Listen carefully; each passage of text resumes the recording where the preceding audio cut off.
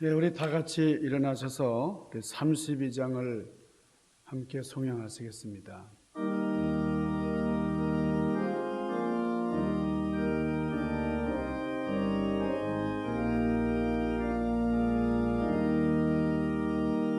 만유의 주제 존귀하신 예수 사람이 되신 하나님 나 사모하여 영원히 섬길 내 영광 되신 주로다.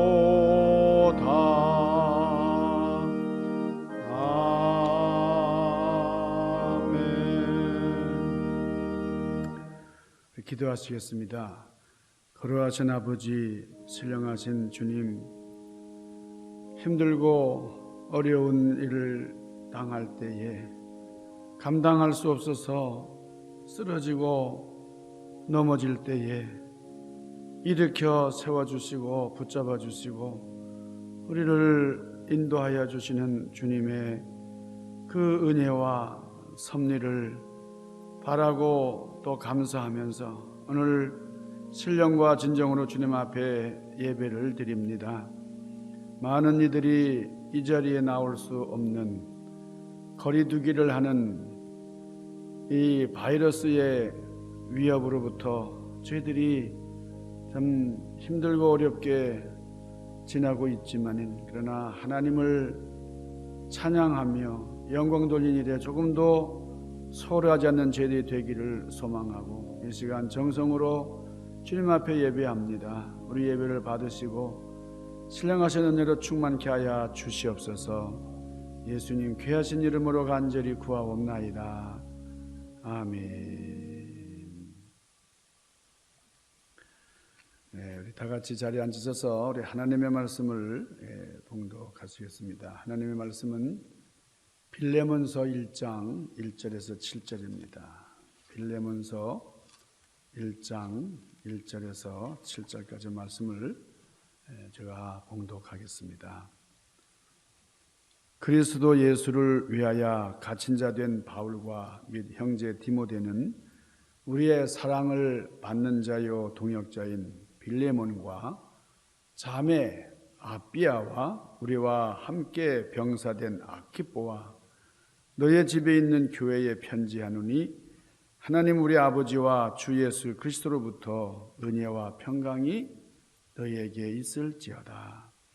내가 항상 내 하나님께 감사하고 기도할 때에 너를 말함은 주 예수와 및 모든 성도에 대한 너의 사랑과 믿음이 있음을 들음이니 이로써 너의 믿음의 교제가 우리 가운데 있는 선을 알게 하고 그리스도께 이르도록 역사하느니라. 형제여 성도들의 마음이 너로 말미암아 평안함을 얻었으니 내가 너의 사랑으로 많은 기쁨과 위로를 받았노라. 아멘. 지난 25일 우리 미네소타주 미네아폴리스에서 조지 플로이드라고 하는 비무장 흑인 남성이 경찰의 체포 과정에서 억울하게 사망을 했습니다. 너무 억울하게 사망을 했어요. 그래서 여기에 대한 분노의 시위가 전국적으로 이어지고 있습니다. 이 조지 플로이드 사망, 규탄 시위대와 경찰 간의 아주 격렬한 충돌이 여기 LA 다운타운에서도 계속되고 또 지난 주간 저녁 6시부터는 통행 금지령이 발동되기도 했습니다. 그래서 저녁이 되면은 발이 묶이는 거예요. 저에게 교회에 이렇게 사무실에 있다가 참 나갈 수가 없습니다. 통행 금지니까. 참 코로나 바이러스로 굉장히 힘든 참 그런 시절을 저희들이 지나고 있습니다만은 또 이런 일을 만났어요. 이런 환난의 때에 우리 성도님들 건강과 평안을 위해서 기도합니다. 제가 바로 이 미네소타에서 목회를 했었어요. 이 미네아폴리스, 이번에 사건이 벌어진 이 미네아폴리스에서 제가 목회를 했는데, 전 바로 그곳에서 이런 끔찍한 일이 벌어졌다 그래서 얼마나 마음이 아픈지 모르겠어요. 근데 이 미네소타는 참 아름다운 곳입니다. 얼마나 아름다운지 몰라요. 호수가 상당히 많습니다. 성도님들 집에 신방을 가면은 어떤 집에는 바로 호숫가 옆에 이제 집을 지었어요. 그래서 그 호숫가와 접해 있는 그런 집이 참 아름답고 그리고 아주 유용하게 또 편리하게 이렇게 집이 설계가 되어 있는 것을 알 수가 있는데, 그런데 그 호숫가에 특별히 조약돌이 참 아름다워요.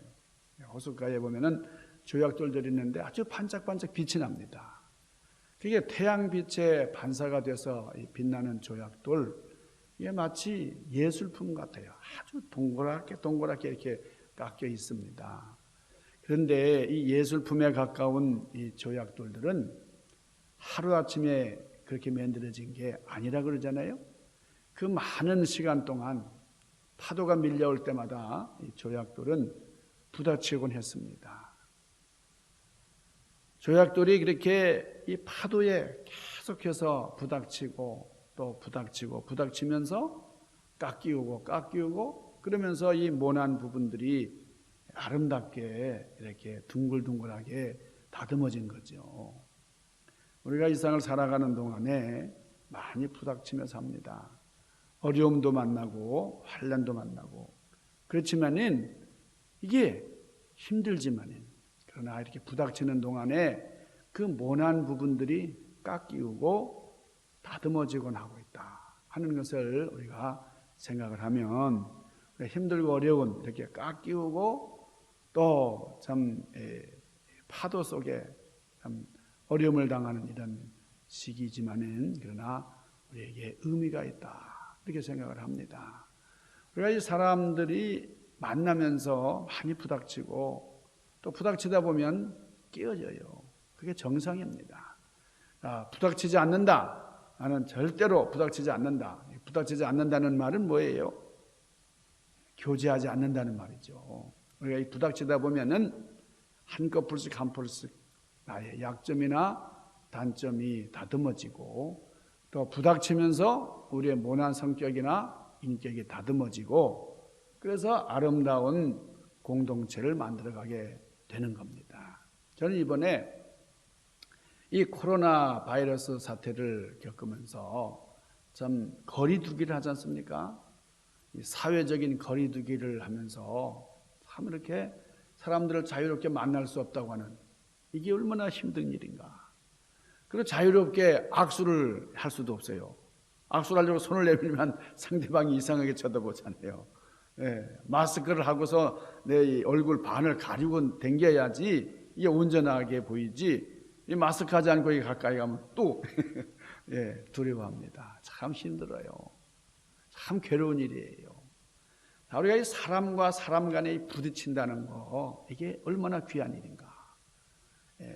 만나면은 좀 부닥치는 일도 있고 힘든 일도 생기지만은 그러나 사람이 산다는 것은 부닥치는 것이다.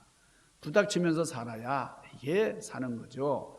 정말 부닥치면서 서로에게 진실한 모습, 아름다운 인격, 바람직한 그런 생활 습관을 서로 나누는 것이죠. 이런 구체적인 교제, 이런 구체적인 훈련을 하는 것이 바로 교회다. 여러분, 교회는 사람과 사람 간의 모임이에요.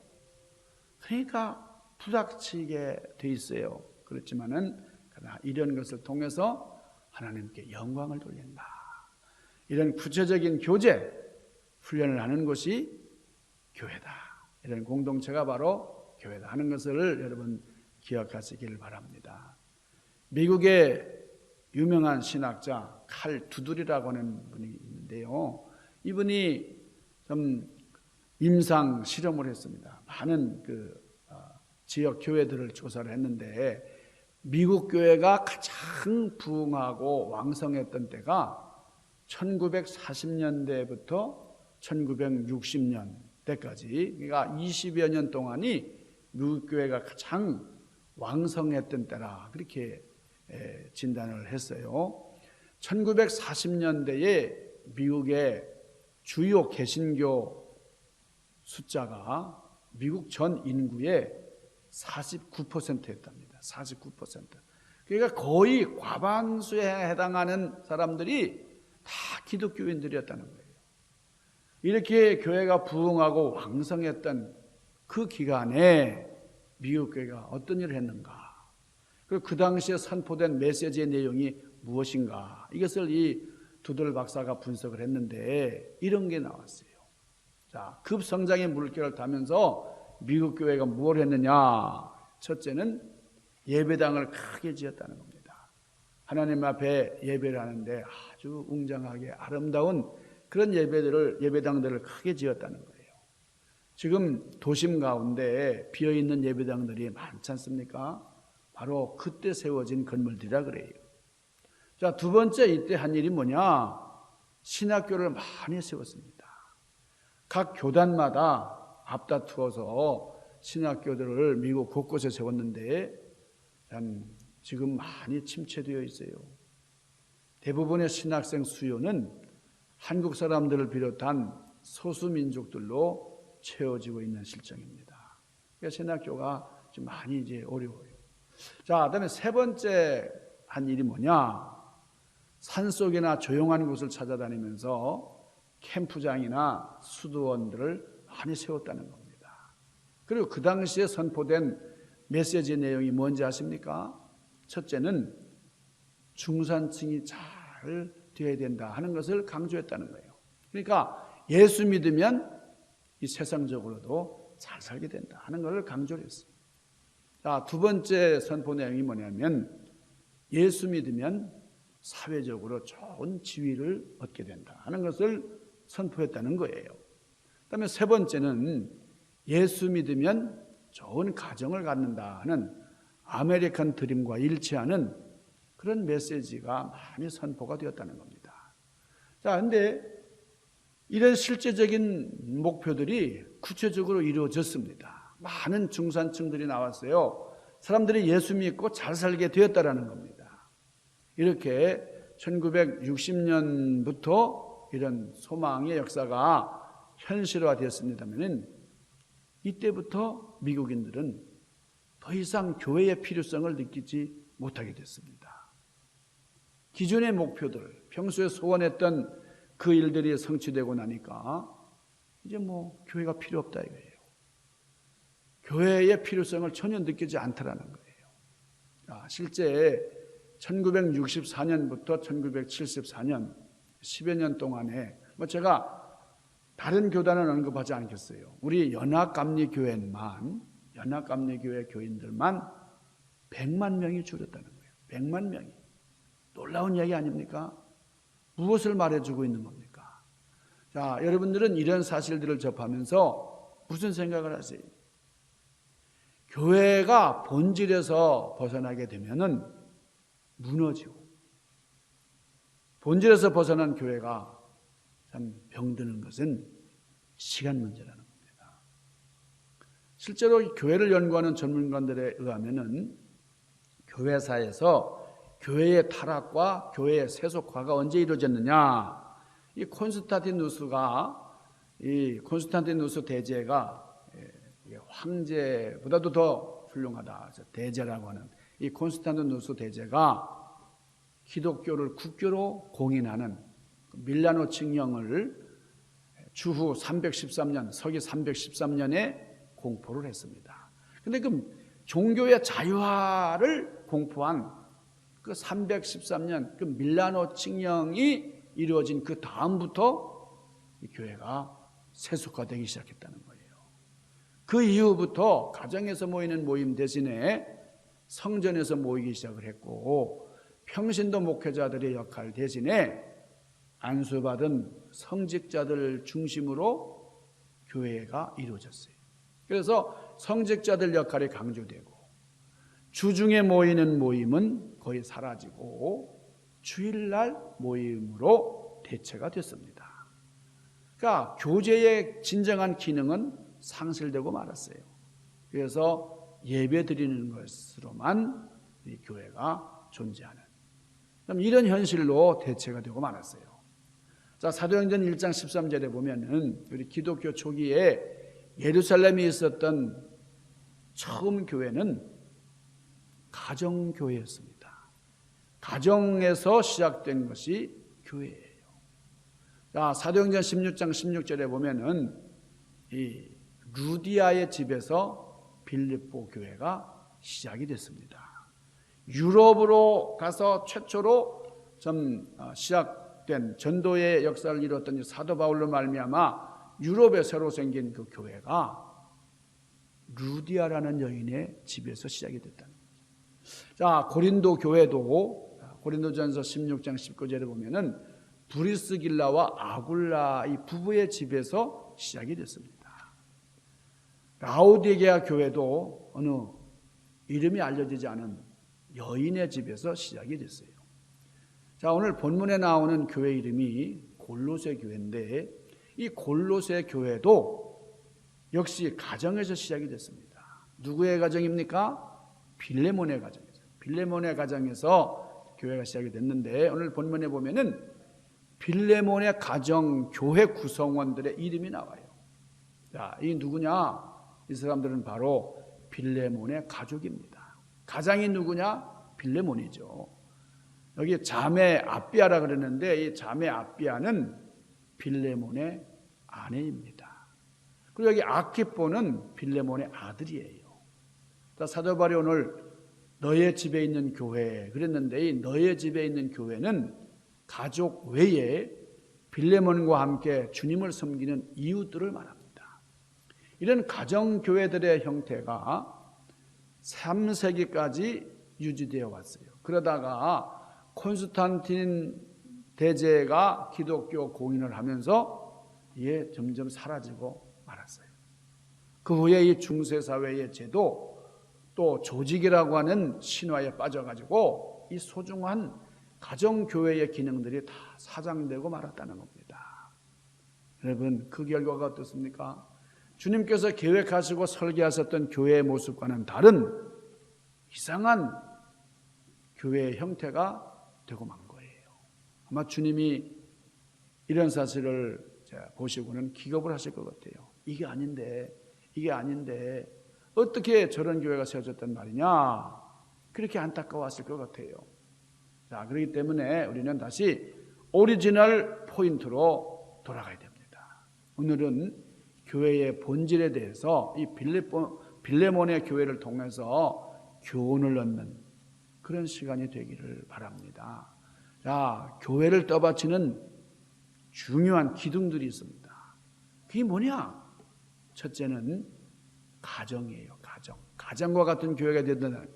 자, 성경은 우리 그리스도인들의 관계는 가족적이어야 된다 그랬어요. 그러니까 하나님 그러면 하나님을 아버지라고 우리가 부르잖아요. 하나님은 우리의 아버지십니다. 가정의 가장이 되신다 이거예요. 하나님을 아버지로 모시고 우리는 다 자녀들이에요. 그러니까 이 교회의 교인들은 하나님의 자녀들로 이루어진 겁니다.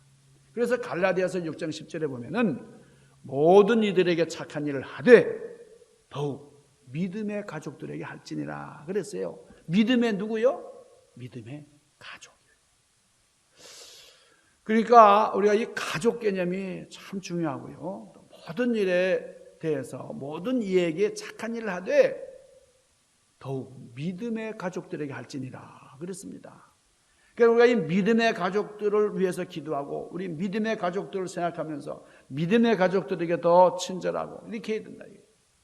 에베소서 2장 19절에도 보면 그러므로 이제부터 너희는 외인도 아니요 손도 아니요, 그러니까 바깥 사람도 아니고 손님도 아니고 오직 성도들과 동일한 시민이요 하나님의 권속이라. 이 권속이 뭡니까? 가족이다 그 말이에요. 그러니까 하나님의 가족이 되었다는 것을 강조하고 있는 겁니다. 자, 문제가 뭡니까? 과연 오늘 우리가 교회에 와서 성도들을 만날 때에 정말 내 가족처럼 느끼고 있느냐 하는 거예요. 우리가 사도행전을 고백합니다마는 사도행전을 고백할 때 뭐라 그래요? 성도가 서로 교통하는 것과 그러잖아요. 교통이라는 게 뭡니까? 서로 교제한다는 거예요. 성도가 서로 교제하는 것과, 근데 이 교제인데 아주 친밀한 교제, 교통하는 것을 말하는 겁니다. 그래 가족처럼 내 아버지다, 내 어머니다, 누나, 오빠, 동생 이런 가족들이 서로 연락하고 교통하는 것 같은 그런 관계가 바로 교회다. 그러니까 교회의 존재 의미는 바로 여기 있는 거예요. 참된 교제의 필요성이 여기 있는 겁니다. 자, 1세기에 이 빌레몬의 가정에서 모였던 교회가 바로 이런 관계 속에 있던 교회였다 하는 거죠. 자, 여러분, 가정이 왜 좋죠? 가족이 좋다는 게 뭐예요? 그러니까 좌우간 가정 등에서는 무엇이든지 다 용납이 된다는 거죠. 세상 사람들은 이해하지 못하고 알아주지 않고 말이에요. 용서하지 못해도 가족끼리는 다 용서가 되고 다 이해가 되는 겁니다. 자, 사도 바울이 갈라디아서 4장 13절에서 이렇게 말씀을 해요. 내가 처음에 육체의 약함을 인하여 너희에게 복음을 전하는 것을 너희가 아는 바라 그랬어요. 이 바울에게는 육체의 약함이 있었다는 거예요. 육체의 약점. 그게 뭡니까? 고질적인 병이었어요. 그러니까 간질병이었다 그렇게 알려진 그런 육체의 약함이 있었어요. 그럼에도 불구하고 우리 초대교회 교인들은 바울을 얼마나 사랑했는지. 자, 이 사실을 두고 바울이 이렇게 말합니다. 자, 너희를 시험하는 것이 내 육체에 있으되 이것을 너희가 업신여기지도 아니하고 버리지도 아니하고 그랬어요. 내 육체가 너무 약하고 너희들이 볼 때 정말 형편없다. 그러나 너희들이 업신여기지 않았다는 거예요. 나를 버리지도 않았다는 거예요. 여러분, 이런 관계가 은혜의 관계예요. 이것이 바로 교회라는 거죠. 간질병을 가진 바울이 갈라디아 교회에서 설교를 하다가 만약에 거품 물고 쓰러졌다. 여러분 상상해 보세요. 이 간질병은 몸을 못 가누고요, 막 쓰러져가지고 막 이렇게 입에 거품을 물고. 저도 어렸을 때에 우리 동네에 참 형 뻘되는 분이 간질하는 분이 있었어요. 그 이웃에 말이죠. 무서워요, 간질이라는 게. 이 몸을 가누지 못하고 확 이렇게 쓰러져가지고 입에 거품을 물고 막 눈동자 막 뒤집어 가는데 말이에요. 여러분, 사도 바울이는 간질병을 가지고 있었는데 설교하다가 그냥 뒤로 자빠져가지고 부들부들 떨면서 말이에요. 입에 거품을 물고 막. 여러분 생각을 해보세요. 아니, 하나님의 종이 뭐 저래? 언제나 할 거예요. 믿음의 시험이 올 거예요. 그런데도 그 교인들은 바울을 하나님의 천사처럼, 그리스도 예수님처럼 영접했다는 거예요. 이게 바울이 그 생각을 하면 너무너무 감사한 겁니다. 그래서 갈라디아서 4장 15절에 보니까 너희들이 할 수만 있었다면 너희 눈이라도 빼서 나에게 주었을 것이다. 그렇게 말씀을 합니다. 여러분, 여러분의 아내를 어떻게 생각하세요? 여러분의 남편을 어떻게 생각하세요? 나를 위해서 내 아내가 얼마나 희생을 할까요? 얼마나 수고할 것 같습니까? 시험하려 들지 마세요. 나를 사랑하는 사람 얼마든지 많아요. 성도들의 관계, 주의 종과 성도의 관계가 이런 가족과 같은 관계가 되어야 이상적이고 하나님이 기뻐하시는 교회입니다. 서로를 필요로 하고 서로 감싸줄 수 있다는 거예요. 여러분, 오늘의 문제가 뭐예요? 나처럼 어떤 문제가 닥쳤을 때 내가 고민하는 것처럼 나의 문제를 이해해주고 같은 마음으로 웃어주고 함께 울어줄 그런 사람이 없다는 거 아니에요? 자, 두 번째, 교회는 만인 제사장직을 수행하는 교회가 되어야 됩니다. 우리 종교개혁자들은 오직 믿음, 오직 성경, 오직 은혜, 이것을 주장을 했습니다. 그리고 마지막으로 주장하던 것이 만인 제사장직입니다. 이게 특별한 사제만 예배를 집리하는 게 아니에요. 특별한 사제만 하나님께 나아갈 수 있는 게 아니고, 또 사제를 통해서 고해성사를 해야만 하나님께서 용서해 주시는 것이 아니라, 모든 그리스도인들은 십자가의 공로로 다 직접적으로 하나님 앞에 나아갈 수 있고 죄사함을 받을 수 있다 하는 진리를 재발견한 것입니다. 이 그리그 옥덴이라고 하는 분이 쓴 새로운 교회 개혁 이야기라고 하는 책이 있는데, 그 책에 보면 교회 안에서 10% 또는 20%의 사람만이 사역에 참여하고 있다 그랬어요. 나머지 80% 내지 90%의 사람들은 구경꾼에 불과하다, 이렇게 진단을 했습니다. 이게 오늘날 교회의 현실이라는 거예요. 이것은 구조적으로 어쩔 수 없는 일입니다. 아무리 교회 내에 사역의 자리를 많이 만들어낸다고 할지라도 한계가 있어요. 그러나 이 교회가 세포처럼 말이죠. 우리 몸의 세포처럼 모든 성도들이 함께 참여하는 그런 교회로 전환한다고 하면 이것이 역전될 수가 있습니다.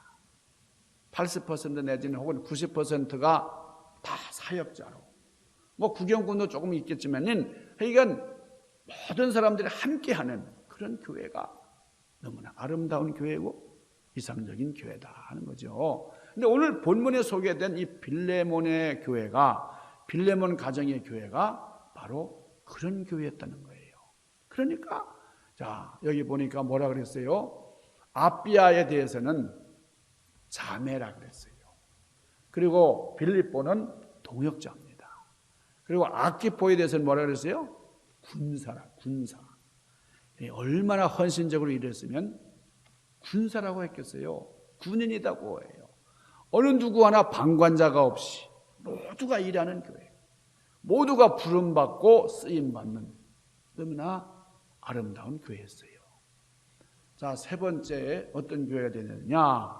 세 번째는 코이노니아가 이루어지는 교회. 이 코이노니아가 이게 교제라는 말이잖아요. 교제. 자, 이 빌레몬의 이 가정교회를 보면, 자, 오늘 5절입니다. 성도에 대한 사랑과 믿음이, 6절에 이로써 사람들이 선을 알게 되고 그리스도에게 더 가까이 가게 되었다, 이렇게 얘기를 합니다. 그리고 7절에 보니까 성도들이 평안함을 얻게 되었고 많은 기쁨과 위로를 얻게 되었다, 이렇게 증거하고 있어요. 이것이 바로 교제를 통해서 문제를 극복하고 어려움을 이겨나간 그런 성숙한 교회의 아름다운 모습이에요. 자, 우리들의 교제와 모임이 이뤄야 된다는 거예요. 자, 우리 성도들 간에 가까이 지내다 보면 어려움을 당할 수 있어요. 우리 집안의 식구들끼리도 살다 보면은 상처받잖아요. 여러분, 참 평생 사랑하고 만나서 이제 사는 그런 부부도 뜻이 안 맞아가지고 티격태격 하는데 말이에요. 왜? 교회 식구들 간에 문제가 없겠어요. 그렇지만은 이렇게 모난 성격이나 또 좀 모난 인격이 원만한 신앙 안에서 성숙하게 자랄 수 있다고 하는 것은 교제로 말미암아, 가족과 같은 교제로 말미암아 이루어질 수 있다는 거예요. 여러분, 지금 코로나 바이러스로 말미암아 우리가 참 모이기가 힘듭니다. 참 성도님들 얼굴 보고 싶어도 참 이렇게 쉽지가 않잖아요. 우리 노재욱 권사님께서 병원에 입원을 하셨어요. 제가 신방을 갈 수가 없어요. 병원에서 참 식구들도 면회 금지입니다. 그러니 얼마나 안타까워요. 이 코로나 바이러스 때문에 우리가 교회에 모이지 못하는 것뿐만이 아니고 만나기도 어려운, 그런데 어떤 분이요, 전화를 자주 하세요. 목사님 건강 어떠세요? 사모님 어떠세요? 교회는 평안하세요? 얼마나 자주 전화를 해주시는지. 참 우리가 직접 대면해서 나누는 교제는 아니지만은 주일날만 만나서 모여서 하는 교제가 아닌 매일매일이 참 주님의 날처럼 이렇게 아름다운 교제를 통해서 말씀이 선포되고 말씀이 증거되고 서로의 사랑을 나누는 그런 우리가 될 수 있기를 바랍니다. 우리 교회가 지금까지 유일한 사역의 장이었던 예배당 안에서만이 아니고 이제 우리가 머무르는 곳 어디 있든지 간에 우리가 그곳이 바로 교회가 되어야 된다. 뿐만 아니라 모든 신자가 사역자가 되어야 된다는 거예요.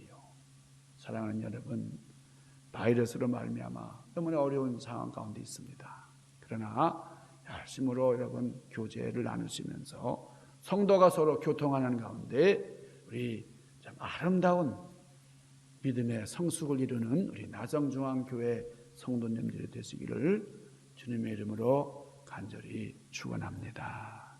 기도하십시다. 거룩하신 아버지, 오늘도 주님 앞에 신령과 진정으로 예배합니다. 우리가 예배드리는 각 처소에서 좀 한량없는 은혜가 임하기를 원합니다. 우리의 모든 것을 아시는 주님, 어서 이 힘들고 어려운 이 문제들을 극복할 수 있도록 주님께서 역사하시고 인도하여 주옵소서. 귀하신 예수님 이름으로 간절히 구하옵나이다. 아멘.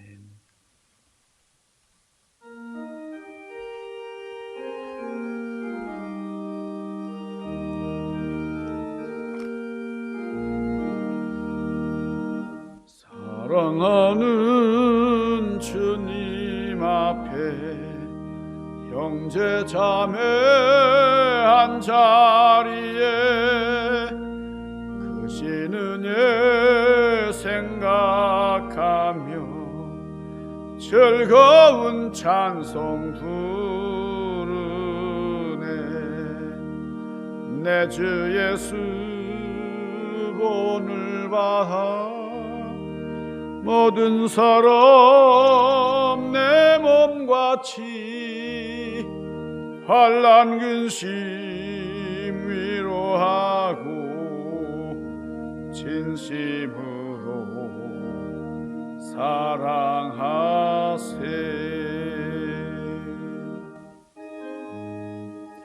만복의 근원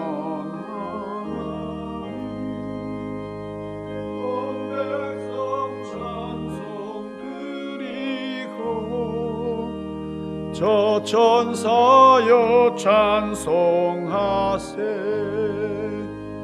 찬송 성부 성자 성령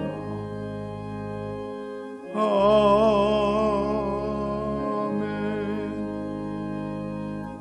아버지, 이 시간 정성으로 주님 앞에 예물을 봉헌합니다. 직접 예배 시간에 나와서 봉헌할 수 없는 그런 현실 가운데서도 우편을 통해서 여러 방법을 통해서 하나님 앞에 정성껏 봉헌하는 손길들을 주님 기억하여 주시고, 하나님 어디든지 무엇을 하든지 주님의 섭리 안에서 주님의 사랑받는 귀한 자녀들 되게 하시옵기를 원합니다. 더욱더 힘들고 어려울 때에 정말 진정한 믿음이 어디 있는지를 우리가 알 수가 있습니다. 하나님, 환난 가운데 더욱더 빛나는 보석과 같은 믿음을 지닌 저희들 되도록 인도하여 주시고, 이 예물 쓰이는 곳에 하나님의 영광이 드러나도록 섭리하여 주시옵소서. 예수님 귀하신 이름으로 간절히 구하옵나이다. 아멘. 할렐루야. 네, 여러분 안녕하십니까? 참 이렇게 자택에서 혹은 여러분 직장에서 컴퓨터를 통해서 이렇게 예배를 드리고 있는 이런 상황에서 인사를 드립니다. 참 코로나19 사태로 실제적으로 가택연금 같은 말이죠. 이런 상태에 묶여서 지낸 지 참 몇 달이 지나고 보니까 참 뭔가 이렇게 구속당한 것 같고 너무 힘듭니다. 미국의 코로나19 확진자가 100만 명이 이제 육박한다고 그러잖아요. 좀 유명을 달리한 분들도 수만 명이 이르고 말이죠. 좀 작년 말에 이 코로나19 이 사태가 시작이 됐을 때만 해도 이렇게 세계적인 대유행, 이 팬데믹 사태가 올 것이다. 누가 상상이나 했습니까? 이 바이러스라고 하는 말이 이 라틴어 비루스라는 말에서 왔다잖아요. 이게 독이라는 말이에요. 독소. 참 이게 이 독이 지금 우리 주변에 만연해 있습니다. 우리가 피처에 조심하고 참 예방에 철저를 기해야 되겠습니다만은 이 전문가들이 그런 얘기를 하는 걸 제가 들었습니다.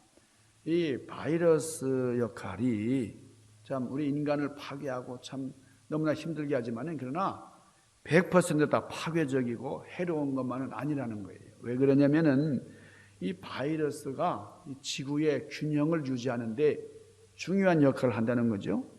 어떤 생태계든지 이 바이러스는 균형을 이루는 균형. 그래서 우리 이 세상을 독점하는 우리 인간들에게 경종을 울려주는, 그래서 이 생태계의 다양성이 유지되도록 하는 그런 긍정적인 역할도 있다는 겁니다. 참 너무나 힘들고 어려운 그런 시절을 지나고 있습니다만 그래도 우리 교회 옆에 옆마당에 화초를 심고 뭐 이렇게 나무들을 심고 이렇게 제가 가끔 이렇게 물을 주다 보니까요, 너무 아름다워요. 꽃이 피고 이 식물들이 생명력을 내뿜는데 놀랍습니다.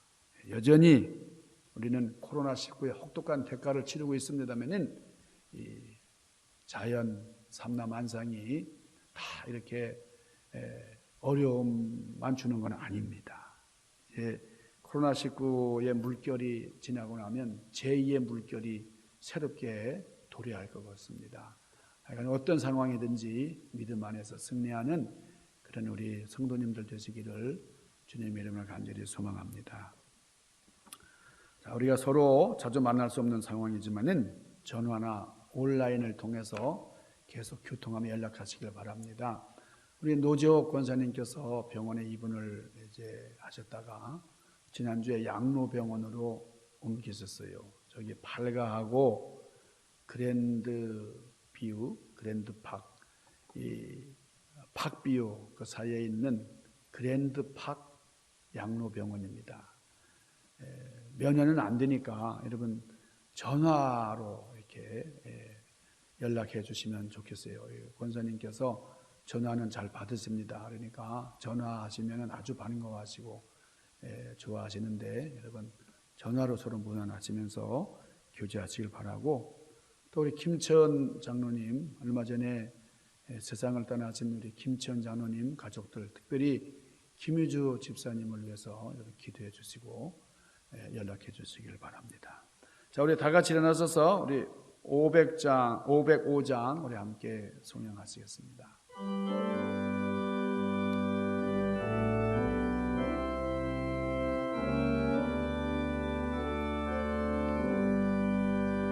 온 세상 위하여 나 복음 전하리,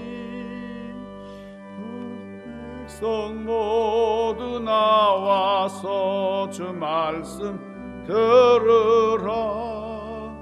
죄중에 빠져서 헤매는 자들아, 주님의 음성 듣고서 너 구원받으라. 전하고 기도해 매일 증인 되리라. 세상 모든 사람 다 듣고 그 사랑 알도록. 이제는 우리 주님 예수 그리스도의 은혜와 하나님 아버지의 극진하신 사랑과 성령님의 교통하심과 인도하심, 역사하심이 우리 가운데 늘 함께 하옵시기를 간절히 축원하옵나이다.